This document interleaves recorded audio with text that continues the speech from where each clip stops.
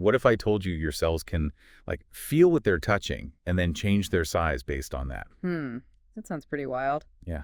But that's exactly what we're seeing with this process called secondary volume increase, or SVI for short. Okay, I'm intrigued, but maybe we can back up a sec. Right. Most people probably think of cells as like tiny water balloons, right? Yeah, that's a pretty good starting point. And you'd think, right, if you dunk those water balloons, our cells, in like diluted water, they would just explode. Yeah, that makes sense. But, and here's the thing, they don't. They don't. No, cells are way smarter than water balloons. They can, get this, regulate their own volume, even when their environment's changing all around them. And we've actually known about the initial shrinking phase. It's called regulatory volume decrease, RVD. We've known about it for a while. Yep. It's like a reflex almost. The cell spits out excess water so it doesn't burst. So it's kind of like slamming on the brakes to avoid a crash. Exactly. But here's the thing. Normal, healthy cells don't just stop there. They go through the second phase. It's that SVI we were talking about. Okay. Where they actually swell again after that initial shrinking. Wait, so they shrink and then puff back up? What's the point of that? Yeah, that's $1 million question. And what's even weirder is this two-step dance. It seems to be specific to healthy cells. Oh. Yeah, when we looked at cancerous cells, they just kind of went through that first RVD, shrinking, and then stopped there. So no SCI. Interesting. So maybe SVI is like a good sign, the sign the cell's working like it should. Yeah, that's one of the leading theories. And to really understand why this is happening, we got to look at the microscopic machinery inside the cell, specifically these things called ion transporters. Okay, ion transporters, those sound kind of technical. Yeah. What are they exactly? Well, just imagine them as like tiny pumps embedded in the cell membrane. Okay. And they control the flow of ions, like sodium and potassium in and out of the cell. And wherever those ions go, water follows. So by controlling the movement of ions, these pumps can indirectly, regulate the cell's volume. So they're like managing the cell's water supply. Exactly. And there's one particular ion transporter that seems to be a really key player in this SVI thing. Okay, which one? It's called the sodium hydrogen exchanger, NHE1. NHE1, got it. When we block NHE1 in the lab, the cells totally lose their ability to do that SVI. So NHE1 is like the master switch for that second swelling phase. Yeah, you could say that. Okay, I'm with you so far. Yeah. But you mentioned earlier that cells can actually like sense their surroundings. What does that have to do with, volume regulation? Well, that's where things get really interesting. So the stiffness of the surface that the cell is growing on, that actually influences how much SVI happens. Really? Yeah, like imagine a cell growing on a soft, squishy surface compared to a hard, rigid one. So like the cell can feel the difference? Yes. It's called mechanosensation. It's a big deal in how cells respond to their environment. We think that this feeling is happening through the actomyosin network. Actomyosin network. Yeah, it's like scaffolding inside the cell, giving it shape and letting it move. Okay. So if you mess with that actomyosin network... You disrupt the SVI. Exactly. We actually did that using certain drugs. Wow. Okay, so we've got these like ion pumps regulating water flow and this internal scaffolding feeling the environment. Right. So how do those two things come together to create SVI? That's the $1 million question. It seems calcium signaling might be the missing link. So when we exposed normal cells to hypotonic shock, remember that diluted water scenario? Yeah. We saw this surge in calcium levels inside the cell, but that calcium spike didn't happen in cancerous cells or when we put the normal cells on a soft surface. So calcium is like a signal flare letting the cell know something's up. Right. But what's triggering the flare? Well, that's where the piezo-1 channel comes in. It's this pressure-sensitive protein on the cell membrane, kind of like a tiny antenna. It can feel when the cell's being stretched. Okay, so the hypertonic shock stretches the cell, piezo-1 senses that, and then boom, calcium signal. Exactly. And we think that calcium signal then activates that actomyosin network, leading to all these other events that ultimately cause the cell to swell again. Wow, it's like this whole chain reaction, and it all starts with the cell just feeling a little stretched. Yep. But what happens after that? Does this SEI have any lasting effects on the cell? Well, here's where it gets even more interesting. That second swelling causes this big and sustained deformation of the cell nucleus, unlike the changes we saw in other cells. Wait, the nucleus, that's like the control center of the cell, right? Right. It's where the cell keeps its DNA. And when we inhibit SVI, those nuclear changes disappear, which really cements the connection. Okay, so the cell swells, the nucleus gets squished, but then what? What does that actually do? We're still figuring that out, but what we found so far is that this nuclear deformation seems to be directly linked to changes in gene expression. Hold on, so you're saying that changing the cell shape can actually change which genes are turned on or off? Yeah, that's exactly what it looks like. That's incredible. Wow, I can't wait to hear more. But I think we've covered a lot already. Maybe we should take a pause here.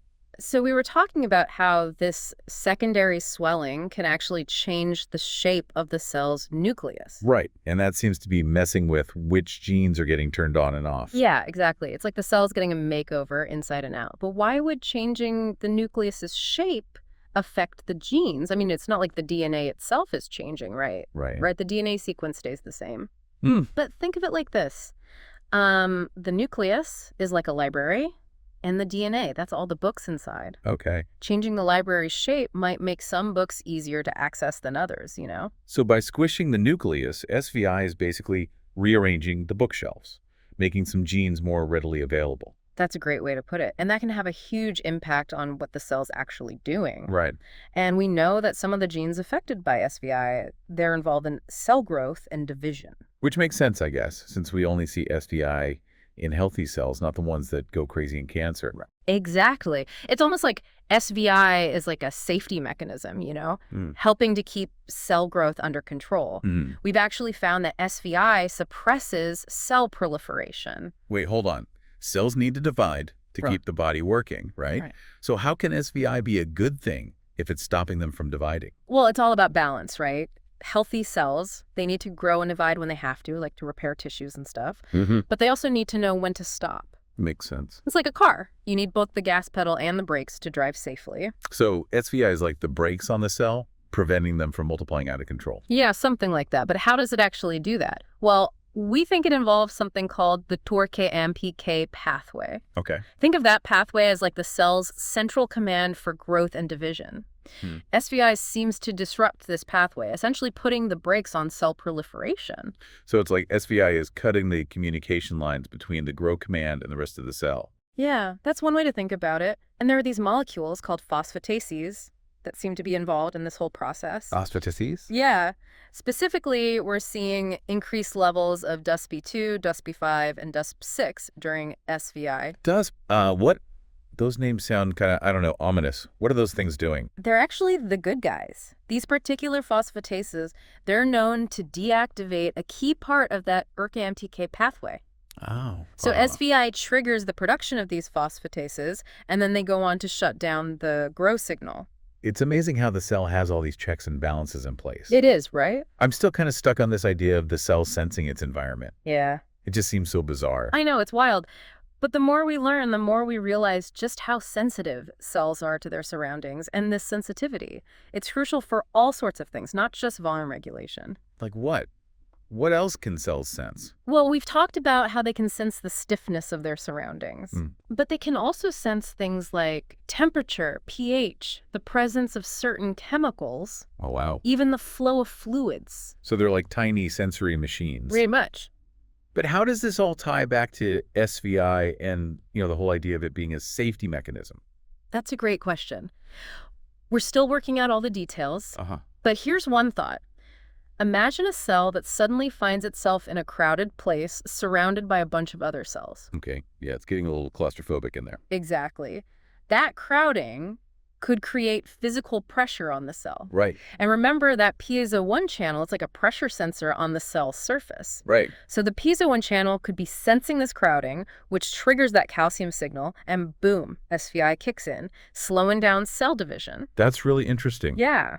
And it would explain why cancer cells, which often grow in these densely packed tumors, don't go through SVI. Right. They've lost that pressure sensor, so they don't know when to stop dividing. It's like they're stuck in a mosh pit and can't feel how squished they are. Perfect analogy. And if that's true, it could change how we think about cancer treatments. How so? What if we could restore that pressure sensitivity in cancer cells, or even artificially trigger SVI?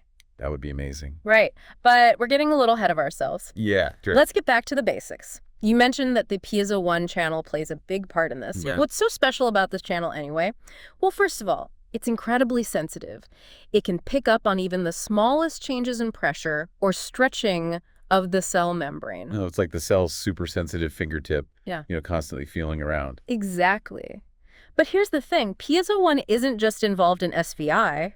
It's also crucial for a whole bunch of other processes in the body. Like what? Well, for one, it helps regulate blood pressure when blood vessels stretch. Piezo1 channels in the cells lining those vessels, they open up. Okay. That triggers a whole signaling cascade that helps control blood flow. Wow, so it's not just about cells feeling their surroundings. It's about the body sensing and responding to pressure changes in the whole circulatory system. Exactly. And that's not all. Piezo1 is involved in touch sensation, immune cell activation, even bone formation. Wow, this one tiny protein sure does a lot. It's like the Swiss Army knife of cellular sensors. Okay. But let's get back to SVI for a sec. Okay. We talked about how it can change gene expression, but what about the nucleus itself? What's going on inside that squished control center? Well, we're still working on that, but we do know that the physical structure of the nucleus is super important in regulating gene expression.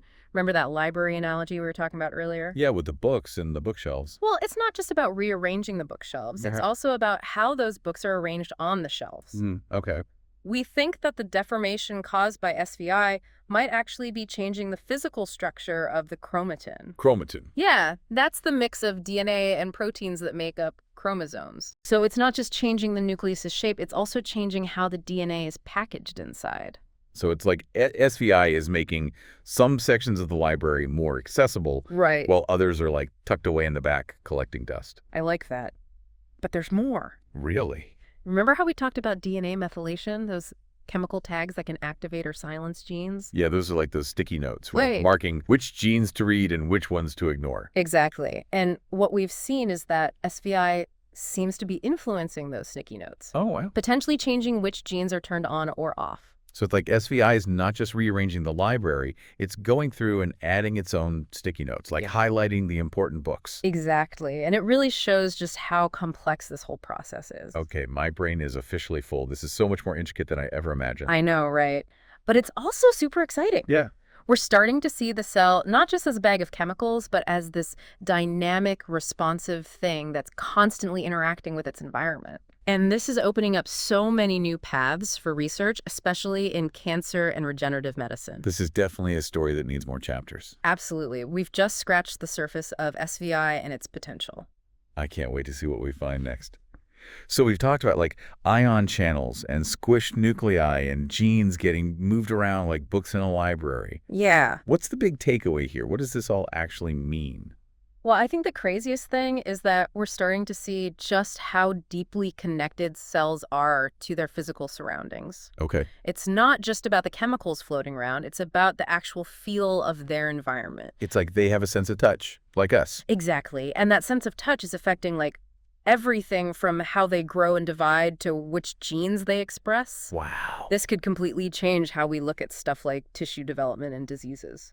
Okay, how would that apply to something like cancer? Well, we know that tumors, they're often really stiff and dense, right? So as a tumor grows, it's putting physical pressure on the healthy cells all around it.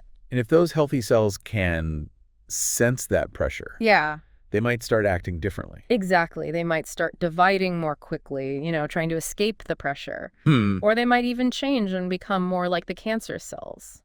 That's scary. So this SVI, this ability to sense pressure and respond, it could be a key part of how cancer develops and spreads. It's definitely possible, and we need to look into it more. It also shows just how important it is to think about the physical aspects of disease, not just the genetic or molecular stuff. But it's all so complex. It is. It makes you realize how much we still don't know about our own bodies. Absolutely, but that's what makes this research so exciting. We're always finding new layers of complexity, new ways that cells interact with each other and their environment. So where do we go next? What are the next steps for this research? Well, one big question is, can we manipulate SVI? Like for treatments? Could we trigger it in cancer cells to slow down their growth? Maybe. Yeah. Or maybe even enhance it in healthy cells to help regenerate tissue. That would be incredible. Right. But it's easier said than done, probably. Yeah, I bet. It definitely won't be easy. But, we're starting to make progress. Oh, yeah. There are some drugs out there that can activate the piezo1 channel. Okay. And that could maybe be used to induce SVI. So we might actually be able to use what we're learning to develop new treatments? Yeah, but we got to be careful. Of course. We still don't completely understand all the effects of messing with SVI. Right. We don't want to accidentally cause more problems. Exactly. That's the thing about scientific research, though. It's this process of constantly exploring and discovering each new thing, leading to more questions and more possibilities. My mind is blown. I never thought something like cell volume would be so complex and have such big implications. I know. It's amazing, right? It just goes to show you how much we still have to learn about the world inside our own cells. And who knows what other incredible discoveries are waiting for us. Right. Well, thanks for taking me on this deep dive. It's been awesome. My pleasure. It's been fun.